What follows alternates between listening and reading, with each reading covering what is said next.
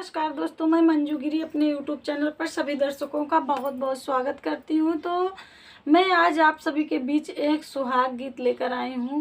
बेटी सुहाग गीत बहुत प्यारा सुहाग गीत है। उम्मीद करती हूं कि आप सबको भी बहुत पसंद आएगा।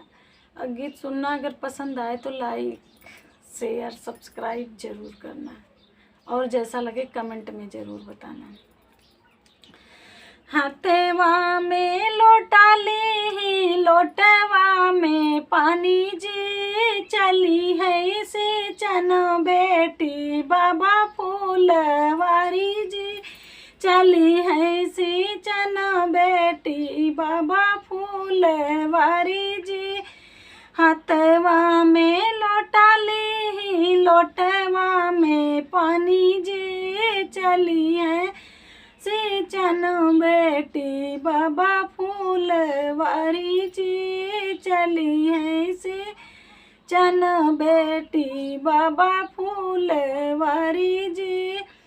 गिरी गाय लोटवा डर की गाय पानी जी, गिरी गाय लोटवा डर की गाय पानी जी, सुसुकी रोवे बाबा फूलवारी जी, सुसुकी रोवे बाबा फूलवारी जी। घोड़वा चढ़ल आमय दुल्हे कमन रामा, कस धाना रोयू कहे बाबा फूलवारी जी, कस धाना रोयू कहे बाबा फूलवारी जी। गिरी गाय लोटवा डर की गाय पानी जी, गिरी गाय लोटवा डर की गाय पानी जी। अब कैसे सींची स्वामी बाबा फूलवारी जी, अब कैसे सींची स्वामी बाबा फूलवारी जी।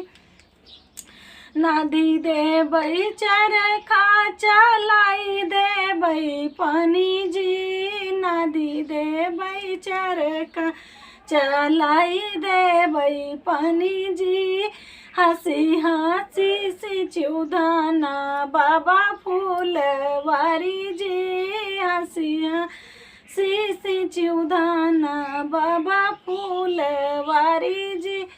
हाथवा में लोटा ली लोटवा में पानी जी, चली है सींचन बेटी बाबा फूलवारी जी, चली है सींचन बेटी बाबा फूलवारी जी। धन्यवाद दोस्तों।